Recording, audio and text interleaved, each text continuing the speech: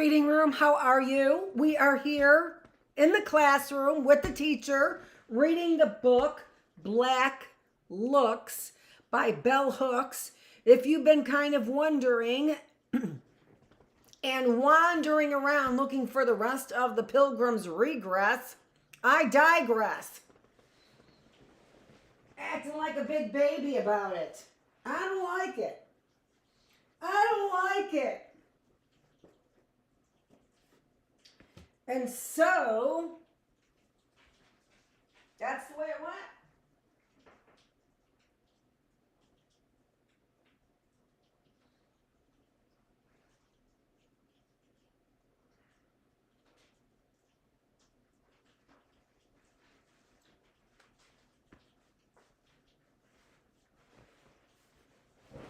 Found one of my highlighters.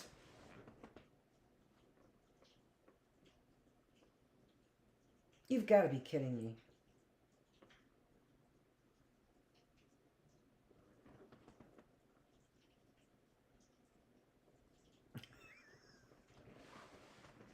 Whoa. Look in front of your face. It's not there.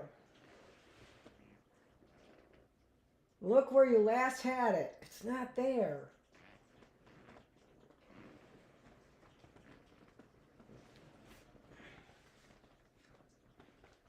You gotta be kidding me.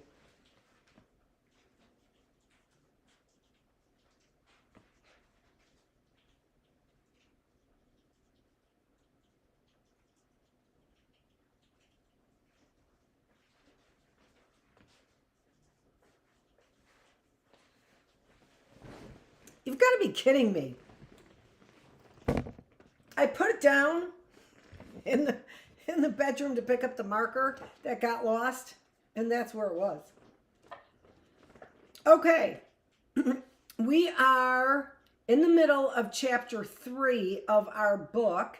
The title of the chapter is called Eating the Other, Desire and Resistance. I'm sorry, chapter 2. We were on day 3, chapter 2. We're continuing with chapter 2. Those progressive white intellectuals who are particularly critical of essentialist notions of identity when writing about mass culture, race, and gender have not focused their critiques on white identity and the way essentialism informs representations of whiteness. It is always the non-white, or in some cases the non-heterosexual other who is guilty of essentialism. Few white intellectuals call attention to the way in which the contemporary obsession with white consumption of the dark other has served as a catalyst for the resurgence of essentialist-based racial and ethnic nationalism.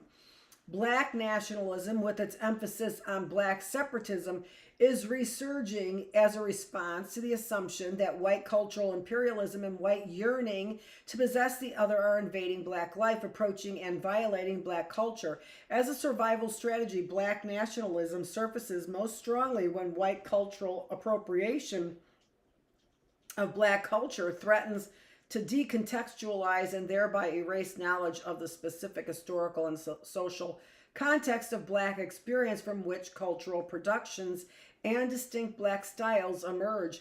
Yet most white intellectuals writing critically about black culture do not see these constructive dimensions of black nationalism and tend to see it instead as naive essentialism rooted in notions of ethnic purity that resemble white racist assumptions.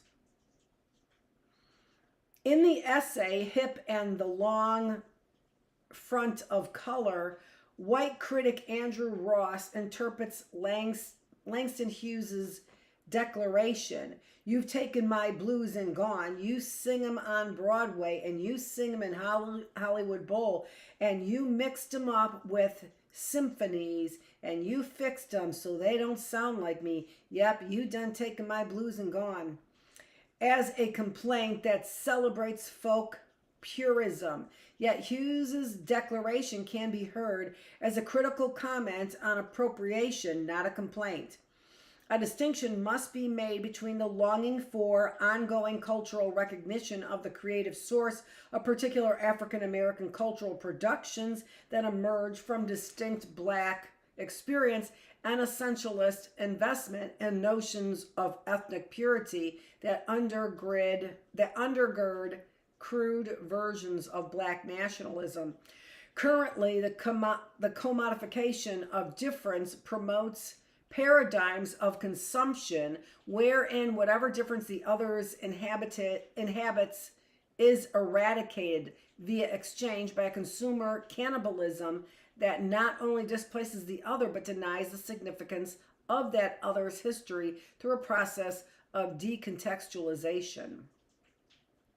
Like the primitivism Hal Foster maintains, absorbs the primitive in part via the concept of affinity. Contemporary notions of crossover expand the parameters of cultural production to enable the voice of the non-white other to be heard by a larger audience, even as it denies the specificity of that voice or as it recoups it for its own use. This scenario is played out in the film Heart Condition when Mooney, a white racist cop, has a heart transplant and receives a heart from Stone, a black man he has been trying to destroy because Stone has seduced Chris, the white call girl that Mooney loves. Transformed by his new black heart, Mooney learns how to be more seductive, changes his attitudes towards race, and in perfect Hollywood style, wins the girl in the end, unabashedly dramatizing a process of eating the other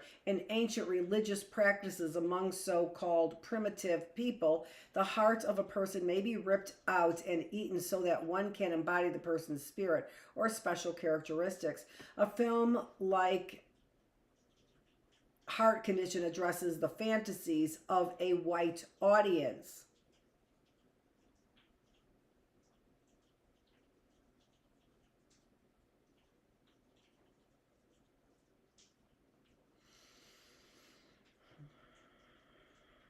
I'm just thinking about the scene.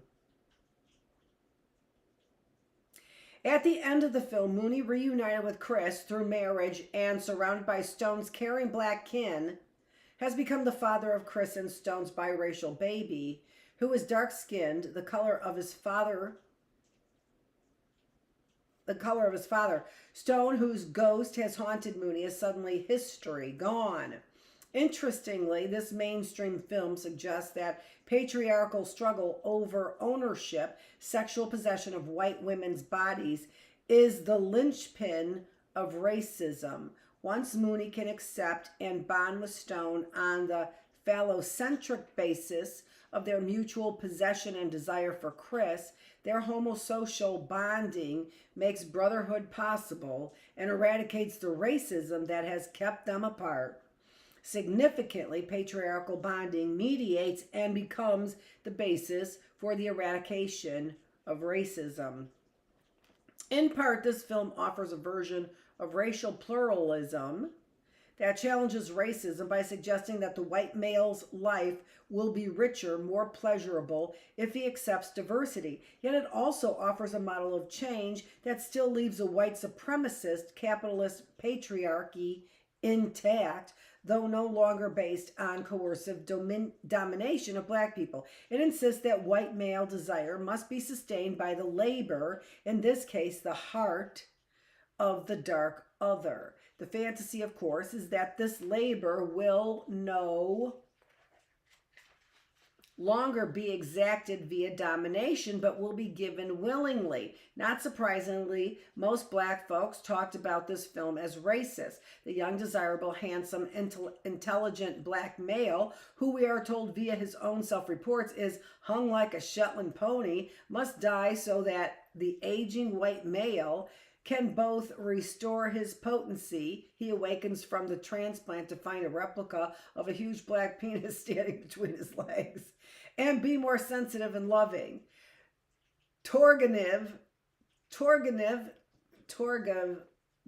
reminds readers in Gone Primitive that a central element in the Western fascination with primitivism is its focus on overcoming alienation from the body, restoring the body, and hence the self to a relation of full and easy harmony with nature or the cosmos.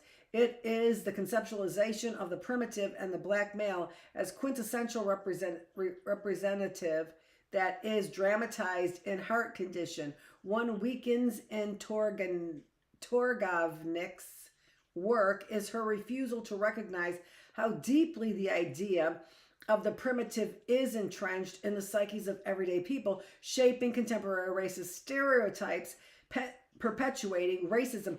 Yeah, but they can also penetrate them, because there is a movie, and I won't be able to figure out the name of it, and I looked for it and never to be seen again, and I think it was on Pluto TV. Jesus Christ, it was the funniest movie that there was ever. And it had something to do with penis envy of the black man, which they had created through their own stereotypes. And I don't know. I can't remember. But there was some disease. And so the potent, the cure, whatever, the potion had something to do with, but I don't remember. But it was done in this slapstick comedy way. I mean, the premise itself is the most hysterical thing on the planet, right? The premise that was built, the stereotype was put out there by white men. And it bit him in the ass.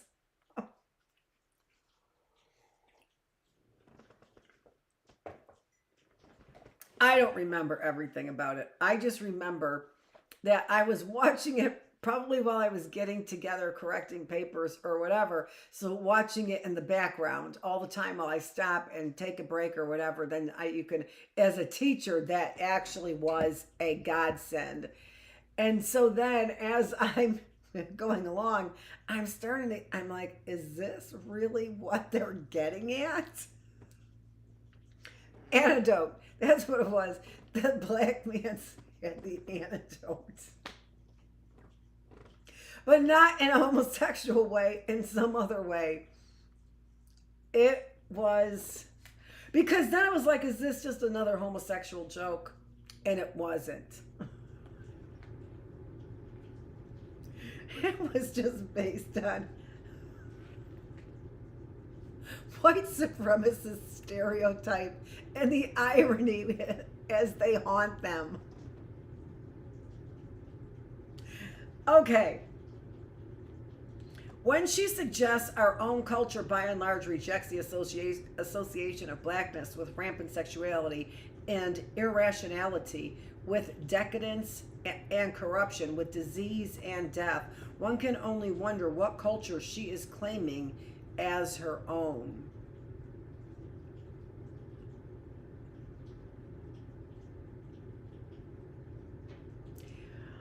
Well, that's true right there, because all of our cultures are rampant with sexuality and irrationality. I mean, look at our policing system. That you can't get any more irrational than that. Claiming justice and absolutely just simply taking a bribe. Association of decadence and corruption with disease and death. No, it's all over the place. Films like Heart Condition make black culture and black life backdrop scenery for narratives that essentially focus on white people. Nationalist black voices critique this culture crossover, its decentering of black experience as it relates to black people, and its insistence that it is acceptable for whites to explore blackness as long as their ultimate agenda is appropriation. Politically on the case, when they critique, I mean, what other alternative is there? Don't be such a jackass.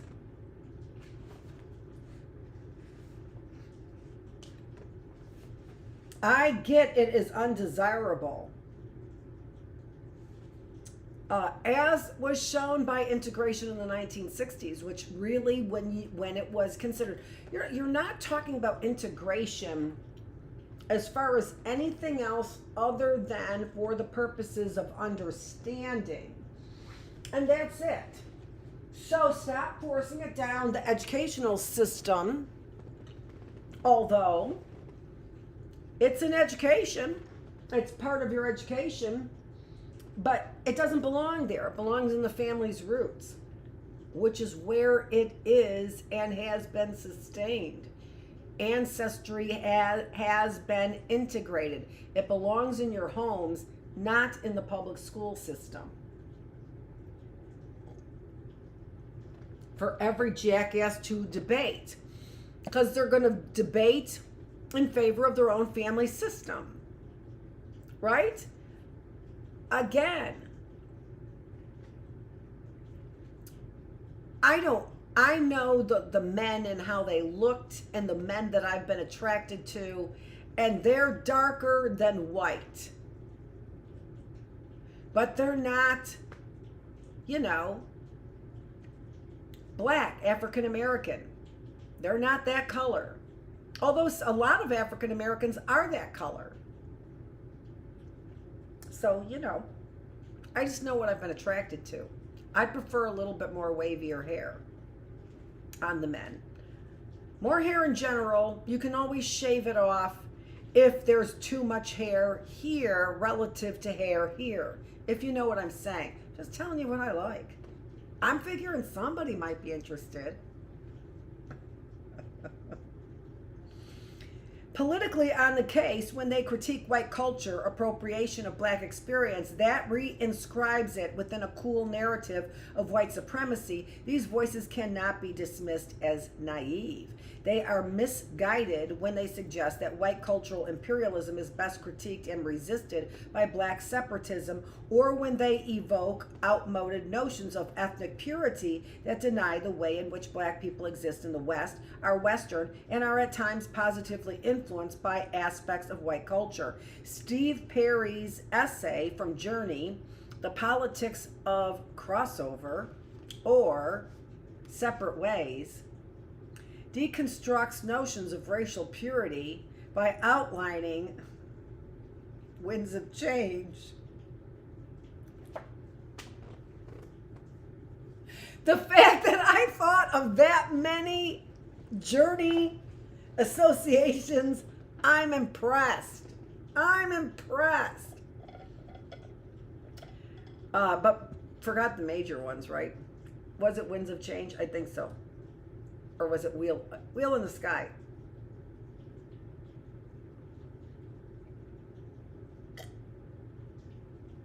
That's the one I was thinking of. Anyway. Yeah, definitely more delicious than coffee. Doesn't leave you with the bad breath, but coffee plus one. Doesn't matter what it is. Could be a couple cookies. Could be some shortbread. Could be a little piece of candy. It's a meal. Could be a smoke, as I said, because lots of people were coffee and smoke. That was a stinking meal. For people in the 60s, that was a meal. That's how women kept their weight off? Coffee and a smoke was a meal in the 60s.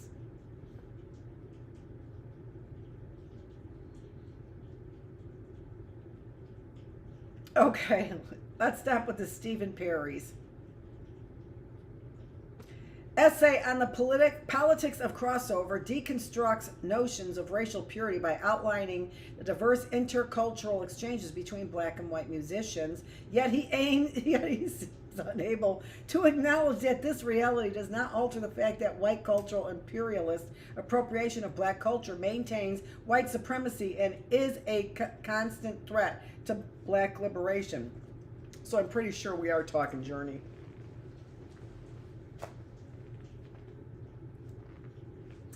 And the whole thing about the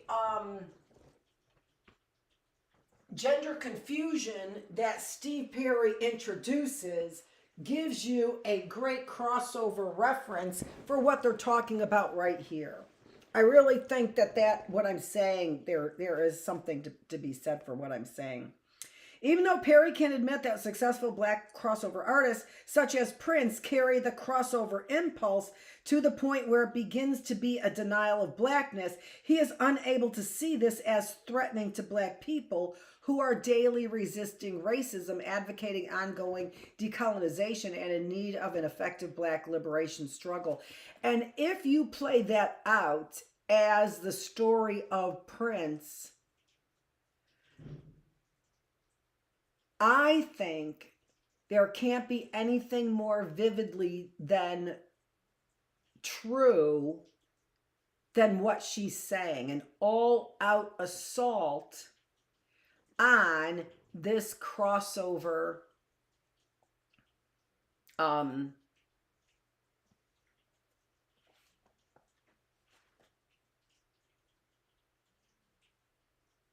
I mean, it makes me really sad. We lost Prince. And there was no reason for it. There just wasn't any reason for it. He was a Jehovah's Witness. I just find that to be, because, you know, I mean, an affront to all people of color, all musicians, anyone of talent. That it's so striking to me that it could, when you think about it and stop and think about it, it really could make me weep. That story, because truer words here. And I do think that there's something to be said for Stephen Perry and talking about music and Prince and Journey and that crossover gender-wise, try to capitalize on blackness as well. Seemed easier to do with gender. They had an easier time to do it with gender because they could fuck up your notions of gender and still within your class of people, you're okay. Right? You know what I'm saying? So let me say, even though Perry can admit that successful black crossover artists such as Prince carry the crossover impulse to the point where it begins to be a denial of blackness, he is unable to see this as threatening to black people who are daily resisting racism, advocating ongoing decolonization, and in need of an effective black liberation struggle. And to me, if what I'm saying has some merit about everlasting life, resurrection, times, end times, these kinds of times that we're in, to me, the best thing we could hear is that Prince just said, "Peace out. I'll see you in a bit."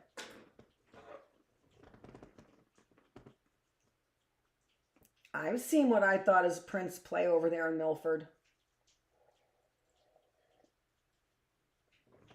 No doubt about it. Jeremy St. John. I'll say it. Not to like out Prince. That's how I know him. But I don't think that was his name. Could have been Prudence. Could have been. St. John's were our neighbors. For a short period of time. Real short period of time. But our neighborhood was filled with Jehovah's Witness. That's for sure. For sure. I was preached to by Jehovah's Witnesses in Fremont. And that's a lot. Little kid being preached to by a Jehovah's Witness. You know what I'm saying? That means that there's a percentage there. Underlying Perry's condescension,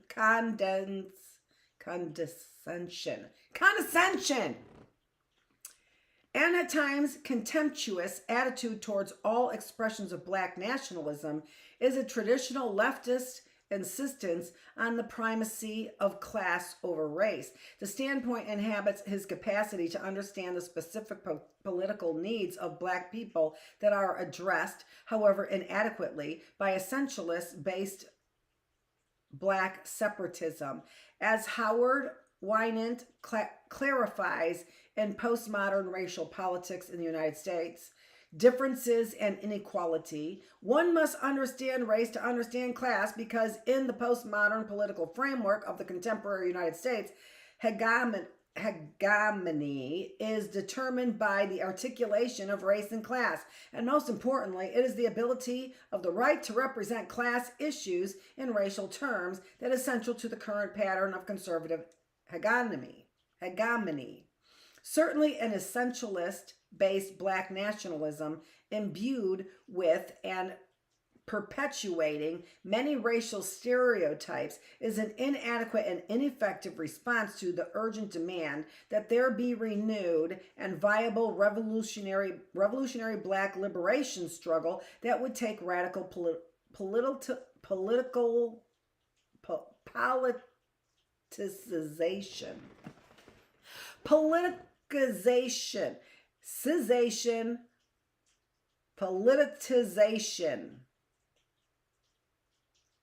Got the spelling from all that? Of Black people, strategies of decolonization, critiques of capitalism, and ongoing resistance to racial domination as its central goals. Resurgence of Black nationalism as an expression of Black people's desire to guard against white cultural appropriation indicates the extent to which the commodification of Blackness includes the nationalist agenda, has been reinscribed and marketed with an atavistic narrative, a fantasy of otherness that reduces protest to spectacle and stimulates even greater longing for the primitive. So, reduces otherness to their protests to their spectacles and an even greater longing for the primitive. This, to me, is this insatiable desire to demonstrate evolution with this primitive, pointing a finger at you pattern of destructive science. Given the cultural context, Black nationalism is more a gesture of powerlessness than a sign of critical resistance. Who can take seriously Public Enemy's insistence that the dominated and their allies fight the power when that declaration is in no way linked to a collective, organized struggle? And this, when I was taking my philosophy class with whatever her name was, but definitely reminds me of Stevie Nicks. She just does. Public Enemy's insistence that the dominated and their allies fight the power when that declaration is in no way linked to a collective, organized struggle. It's simply linked to your music career. That's it. You don't have the ancestry or even the work or the desire to put in that kind of work when you get an easy fix for your music. Now, that's not to say that there wasn't, there was some stuff from, it would have been Public Enemy. And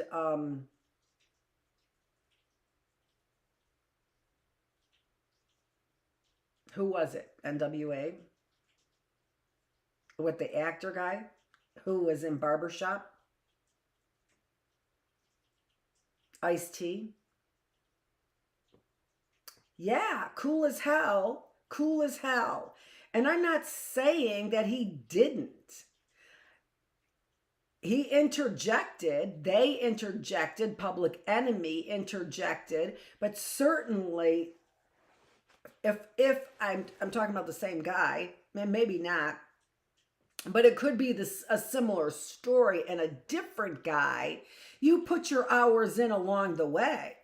Okay, I started when I was what, 16, 19, 23, whatever. And I don't have the hours in, but that doesn't mean you're going to shut me up, right? So the point is taken. Yeah, Public Enemy may not have anything to sing about, but that doesn't mean that they're just filled with numbskulls. Name of a rap band early on in the 80s. When young black people mouthed 1960s black nationalist rhetoric, Don Kente cloth, Don Kente cloth, gold medallions, dread their hair, and diss the white folks that they hang out with, they expose the way meaningless commodification strips these signs of political integrity and meaning, denying the possibility that they can serve as a catalyst for concrete political action. And that's true too. They do not serve as a catalyst. You running around with gold medallions and dreads in your hair do not serve as a catalyst for concrete political action. And that's, the proof is in the pudding. Where do you see those Congress people and that kind of representation? You don't.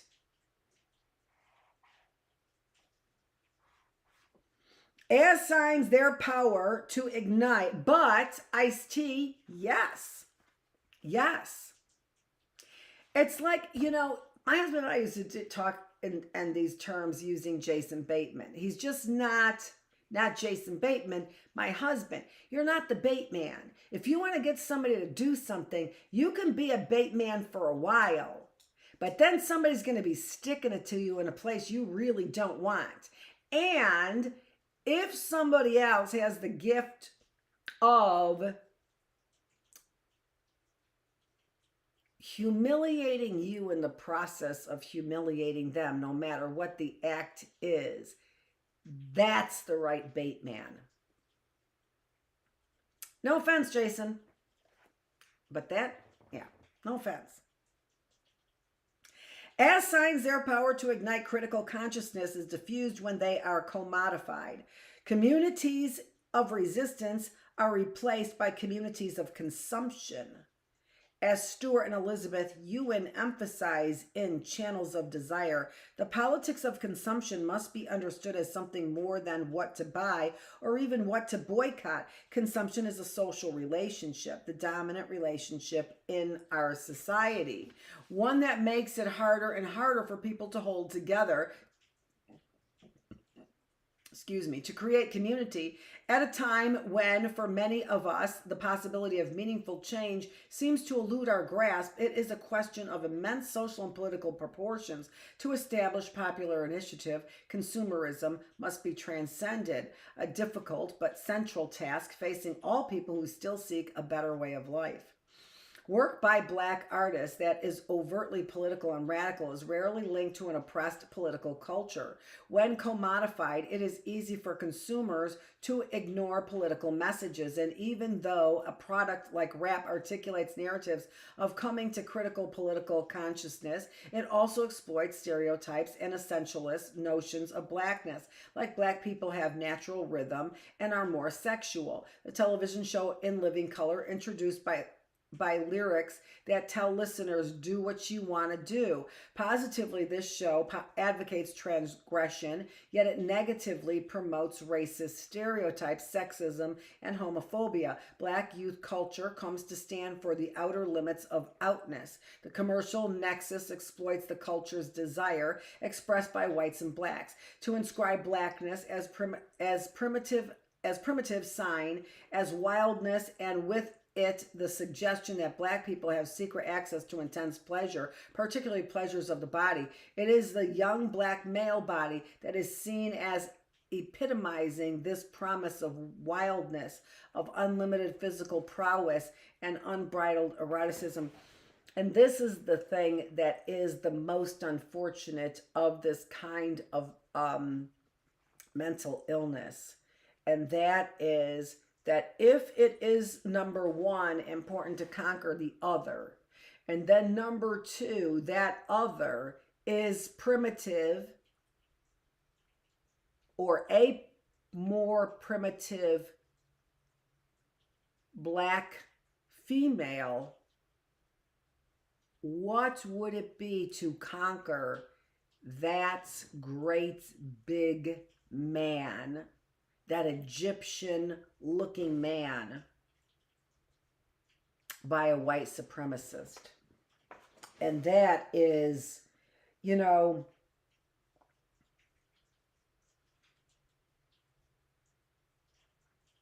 more than, it's demented.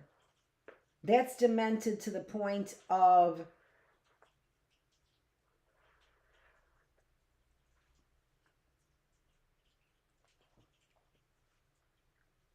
if your white supremacist behavior entails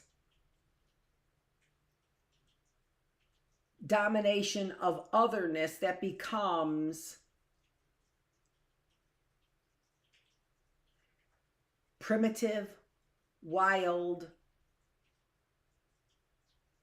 sexually intense,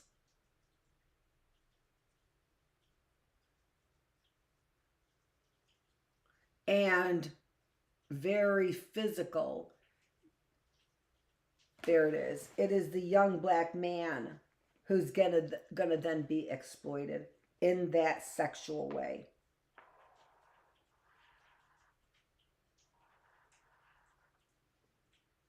It is this black body that was most desired for its labor and slavery, and it is this body that is most represented in contemporary popular culture as the body to be watched, imitated, desired, possessed. Rather than a sign of pleasure in daily life outside the realm of consumption, the young black male body is represented most graphically as the body in pain. Regarded fetishistically in the psychosexual racial imagination of youth culture, the real bodies of young black men are daily viciously assaulted by white racist violence, black on black violence, the violence of overwork, the violence of addiction and disease.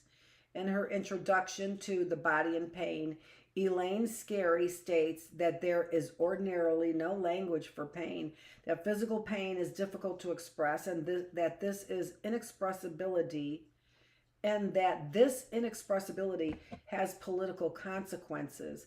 This is certainly true of black male pain. Black males are unable to fully articulate and acknowledge the pain in their lives. They do not have a public discourse or audience within racist society that enables them to give their pain a hearing.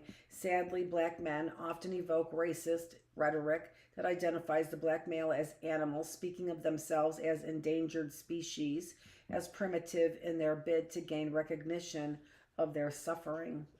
When young black men acquire a powerful public voice and presence via cultural production, as has happened with the explosion of rap music, it does not mean that they have a vehicle that will enable them to articulate that pain, providing narratives that are mainly about power and pleasure, that advocate resistance to racism yet support phallocentrism. Rap denies this pain. At first it did. At first it came out to be heard. And it was in such pain, they were in such pain, that they came out screaming and a cussing. Who doesn't understand that? True, it was conditions of suffering and survival of poverty, deprivation, and lack that characterized the marginal locations from which breakdancing and rap emerged, described as rituals by participants in the poor urban non-white communities where they first took place. These practices offered individuals a means to gain public recognition and voice. Much of the psyche pain that black people experience daily in a white supremacist context is caused by dehumanizing oppressive forces, forces that render us invisible and deny us recognition. And also, what did you say? Also, there are no words for it.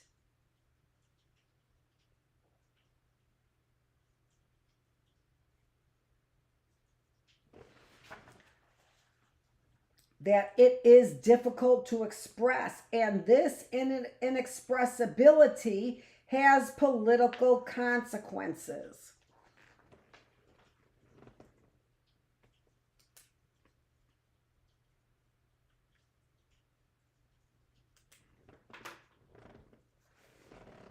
That isn't really, really important.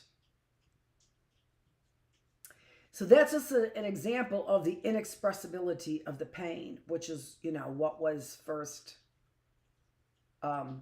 pointed out.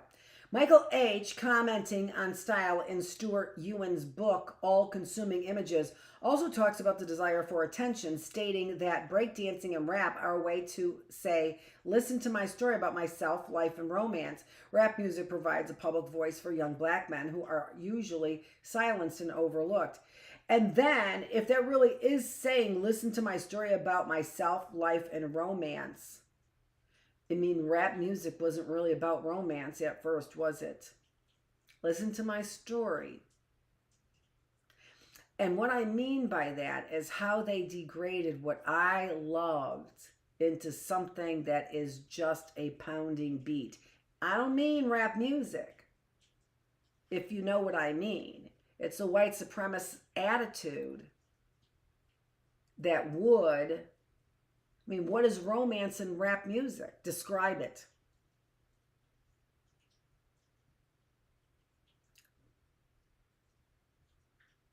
A violent, sexual,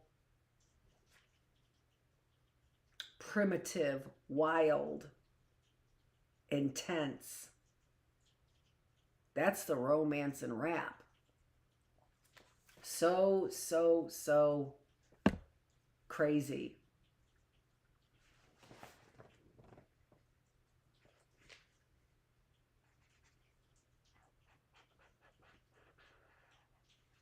Rap music provides, and I'm not saying, what I am saying is look at the way, not that black people have created an irony, the way that the narrator of the story, not the fake narrator, not the fraud, not the one that's trying to twist a perspective. The narrator of the story, the real story, the writer of the story, the creator. Look at the irony he's showing. You just can't get better than this, I don't think. Rap music provides, and again, the slander is not, or the irony, the lesson to be learned is clearly not on the black man. Rap music provides a public voice for young black men who are usually silenced and overlooked. It emerges in the streets outside the confines of a domesticity shaped and informed by poverty, outside enclosed spaces where young males' bodies had to be contained and controlled. In its earliest stages, rap was a male thing. Young black and brown males could not breakdance and rap in cramped living spaces. Male creativity expressed in rap and dancing required wide open spaces, symbolic frontiers where the body could do its thing, expand, grow, and move, surrounded by a watching crowd. Domestic space equated with repression and containment, as well as with the feminine, was resisted and rejected, so that an assertive patriarchal paradigm of competitive masculinity and its concomitant emphasis on physical prowess could emerge. So this more feminine side of rap, as opposed to but what I wanted to say about this was that what a compliment to one another. It had to be heard and seen in wide open spaces where there was a crowd. But that's where they grew up too. They were not in their apartments listening to loud music.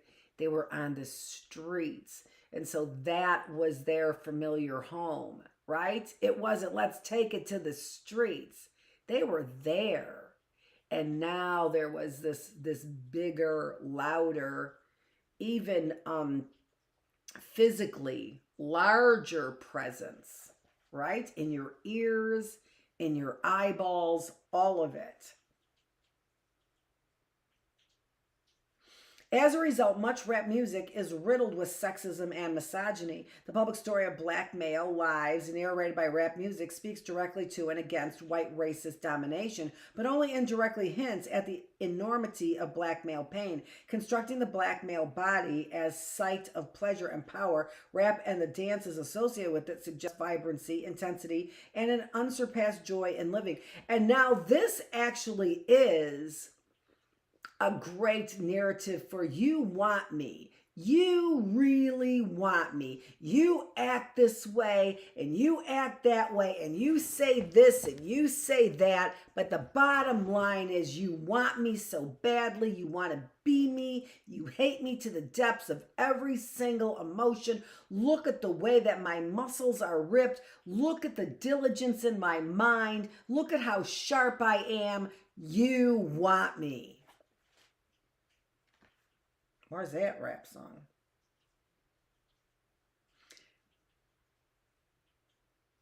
It may very well be that living on the edge, so close to the possibility of being exterminated, which is how many young black males feel, heightens one's ability to risk and make one's pleasure more intense.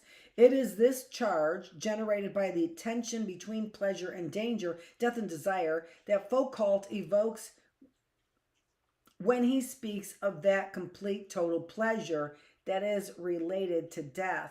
Though Foucault is speaking as an individual, his words resonate in a culture affected by anhedonia, the inability to feel pleasure. In the United States, where our senses are daily assaulted and bombarded to such an extent that an emotional numbness sets in, it may take being on the edge for individuals to feel intensity. Hence, the overall tendency in the culture is to see young black men as both dangerous and desirable.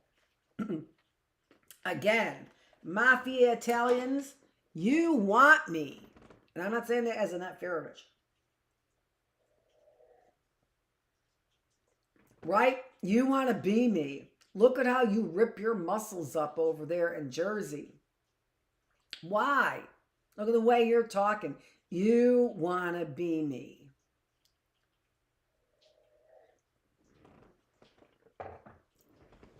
That's really what they're saying. Stop hiding it. Stop acting like the fags you are. And come out and say it.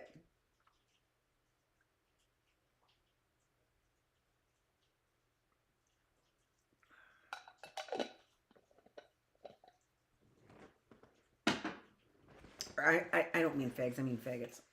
Fags are cigarettes. Faggots are something else. Ask Dorothea Dix. She knows.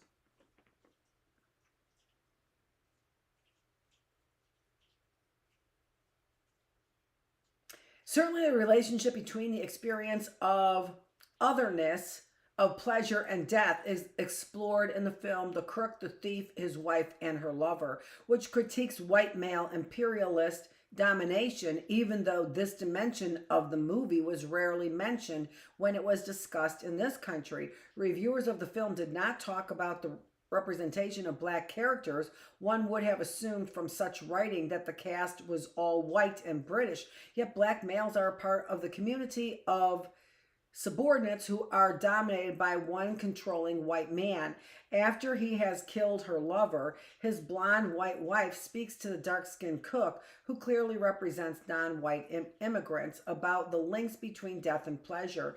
It is he who explains to her the way blackness is viewed in the white imagination. The cook tells her that black foods are desired because they remind those who eat them of death, and that this is why they cost so much. When they are eaten in the film always and only by white people, the cook, as native informant, tells us it is a way to flirt with death, to flaunt one's power. He says to eat black food is a way to say, "Death, I am eating you," and thereby conquering fear and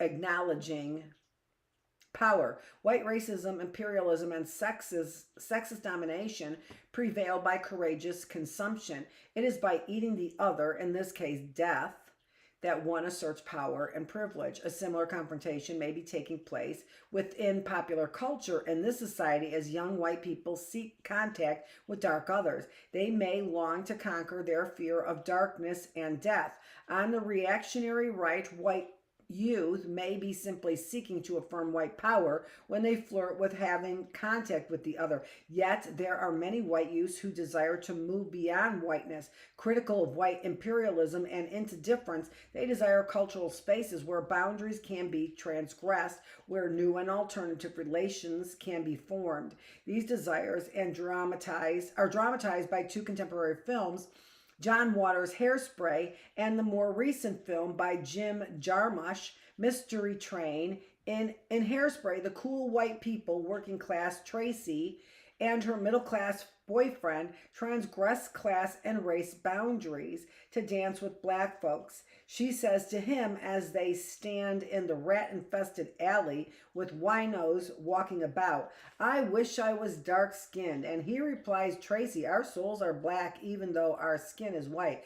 Blackness, the culture, the music, the people, is once again associated with pleasure as well as death and decay. Yet their recognition of the particular pleasures and sorrows black folks experience does not lead to cultural appropriation, but to an appreciation that extends into the realm of the political. Tracy dares to support racial integration. In this film, the longing and desire whites express for contact with black culture is coupled with the recognition of the culture's value. One does not transgress boundaries to stay the same to assert white domination. Hairspray is nearly unique in its attempt to construct a fictive universe where white working class undesirables are in solidarity with black people. When Tracy says she wants to be black, blackness becomes a metaphor for freedom and end to boundaries. Blackness is vital not because it represents the primitive, but because it invites engagement in a revolutionary ethos that dares to challenge and disrupt the status quo. Like white rappers MC Search and Prime Minister Pete Nice, who state that they want to bring forth some sort of positive message to black people, that there are white people out there who understand what this is all about, who understand we have to get past all the hatred. Tracy shifts her personality to stand in solidarity with black people. She is concerned about her freedom and sees her liberation linked to black liberation and an effort to end racist domination. Expressing a similar solidarity with the agenda of liberation, which includes freedom to transgress, Sandra Bernhard, in her new film Without You, I'm Nothing, also associates blackness with this struggle. In the March issue of her interview, she says that the movie has this whole black theme, which is like a personal metaphor for being on the outside. This statement shows that Bernhard's sense of blackness is both problematic and complex. The film opens with her pretending that she is black. Dressed in African clothing, she renders problematic the question of race and identity, for this representation suggests that racial identity can be socially constructed, even as it implies the cultural appropriation falls short because it is always imitation, fake. Conversely, she contrasts her attempt to be a black woman in drag with the black female's attempt to imitate a white female look. Bernhard's film suggests that alternative white culture derives its standpoint, its impetus from black culture. Identifying herself with marginalized others, Bernhard's Jewish heritage, as well as her sexually ambiguous erotic practices, are experiences that already place her outside the mainstream. Yet the film does not clarify the nature of her identification with black culture. Throughout the film, she places herself in a relationship of comparison and competition with black women, seemingly exposing white female envy of black women and their desire to be imitation black women. Yet she also pokes fun at black females. The unidentified black woman who appears in the film like a phantom looking at herself in the mirror has no name and no voice, yet her image is always contrasted with that of Bernhard. Hold on just a minute. Oh my gosh. Itchy nose.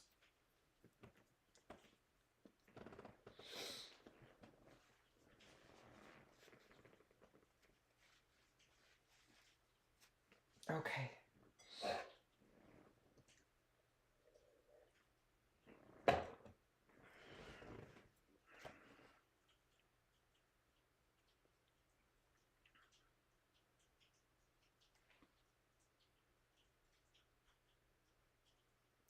Is she the fantasy other Bernhard desires to become? Is she the fantasy other Bernhard desires? The last scene of the film seems to confirm that black womanhood is the yardstick Bernhard uses to measure herself, though she playfully suggests in the film that the work of black women singers like Nina Simone and Diana Ross is derivative, stolen from her work. This inversion of reality ironically calls attention to the way white women have borrowed from black women without acknowledging the debt they owe. In many ways, the film critiques white cultural appropriation of blackness that leaves no trace. Indeed, Bernhard identifies that she had her artistic beginnings working in black clubs among black people. Though acknowledging where she is coming from, the film shows Bernhard clearly defining an artistic performance space that only she as a white woman can inhabit. Black women have no public paying audience for our funny imitations of white girls. Indeed, it is difficult to imagine any setting other than an all-black space where black women could use comedy to critique and ridicule white womanhood in the way Bernhard mocks black womanhood.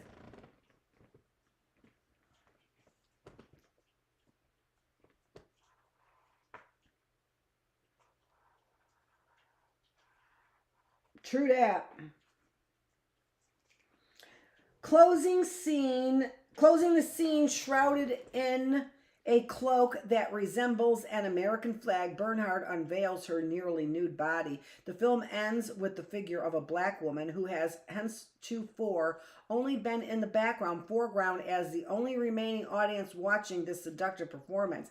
As though she is seeking acknowledgement of her identity, her power, Bernhard stares as the black woman, who returns her look with a contemptuous gaze, as if this look is disinterest and dismissal is not enough to convey her indifference. She removes a tube of red lipstick from her purse and writes on the table, "Fuck Sandra Bernhard." Her message seems to be, you may need black culture since without us you are nothing, but black women have no need of you. In the film, all the white women strip, flaunt their sexuality, and appear to be directing their attention to a black male gaze.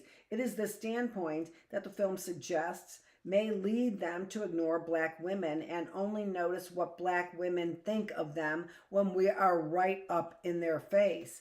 Bernhard's film walks a critical tightrope. On one hand, it mocks white appropriation of black culture, white desire for black, as in the scene where Bernhard, with a blonde white girl persona, is seen being boned by a black man whom we later find is mainly concerned about his hair, i.e. his own image, even as the film works a spectacle largely because of the clever ways Bernhard uses black culture and standard racial stereotypes.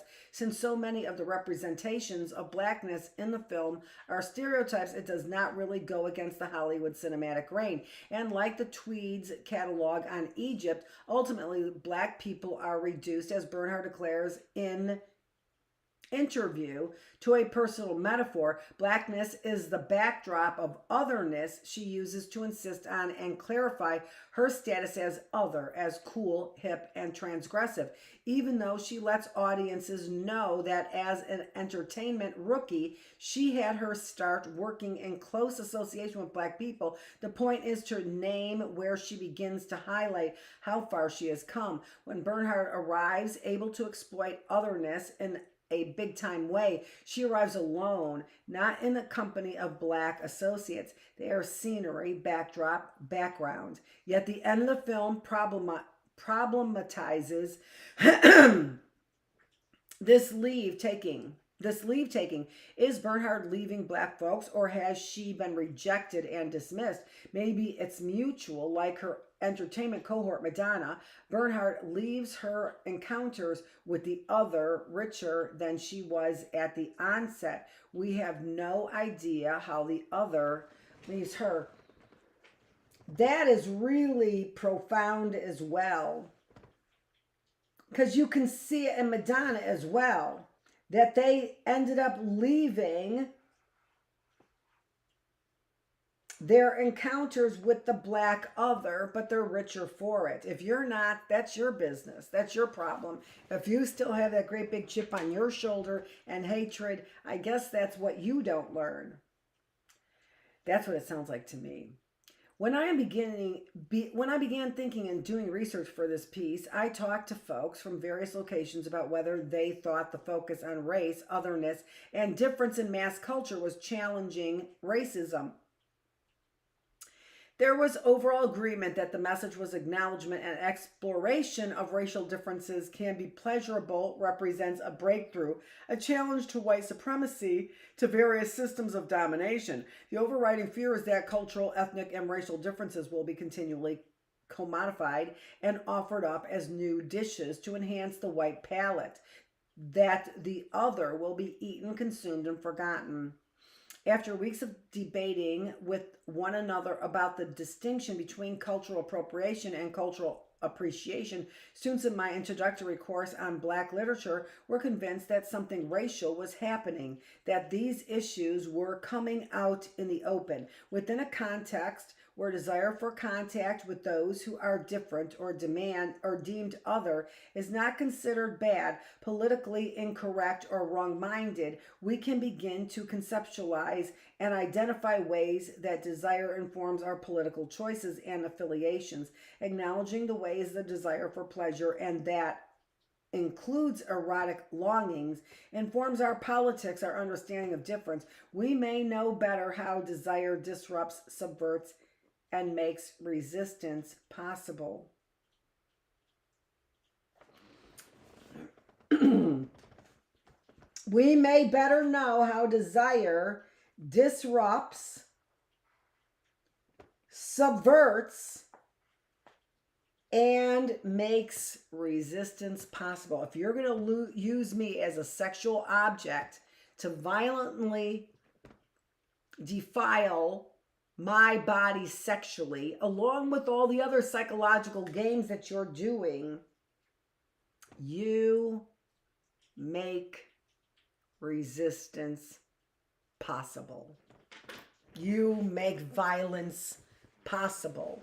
You show your desire for and your insatiable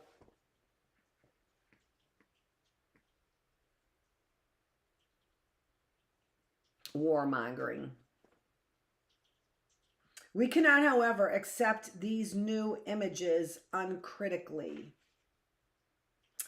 And that is the end of chapter 2. It's a good thing we didn't continue to go to chapter 3 yesterday. We have been here for a full hour finishing chapter 2. You know, a little discussion in between, but not really a whole lot of discussion, but some. Thanks so much for joining me here in the reading room for our 3 days on in our classroom. Let me remind you what my bookmark says, that we were concerned about the capital W, welfare, capital Q queen, who was charged with defrauding or frauding, whatever, fraudulent cashing of checks, $8,000. New York fingerprinting has duplicate of 1%. That's how much we have overpayment or over-representation in whatever way. Attention has been diverted, lost $150 billion to tax evasion and white-collar crime in 1993, and 81% of the $300 billion savings and loan bailout this one time, was due to white-collar crime. And, you know, savings and loan, criminal behavior, $300 billion, and this was back in 1993. Don't forget what the bookmark says. Thank you so much for joining me here, where we are bringing some of these points to you in a light that I think is so intellectually stimulating. I hope you think so too. Bell hooks, great job. Thanks so much for joining me here. It is day 4 of the reading room on bell hooks. We're already through day 4 on this. The Pilgrim's Regress is way in the background. December 18th, day 287 in the classroom. Next week, I think I'm going to continue this even for the holidays. I think it's so, as I said, intellectually stimulating. And there is no reason not to relate it to our holiday. Thanksgiving, our holidays, Thanksgiving, the Christmas holiday, even things of beauty in the midst of this, the winter, death that we see around of the trees and things like that, right? And coming up, the winter solstice, right? Summer solstice, winter equinox. Is it the equinox? I think it's the equinox. I always get those mixed up. Anyway, it's coming up, which means we're just about ready to start by next week, Christmas time. We are on the backside of our winter blues. And isn't that just, that is a revitalization if we've ever seen it. There's a resurrection of our trees right before our eyes every year. And we're just like, what can I argue about? Maybe she's reading Black Looks by Bell Hooks. Thanks so much for joining me here in the classroom. It is Thursday, December 18th, and we are here on day 287. I'm so glad to be here in the classroom where I am always working to make your mind, your body, and your spirit healthier, especially focusing so much on it during this holiday season. Thanks a lot.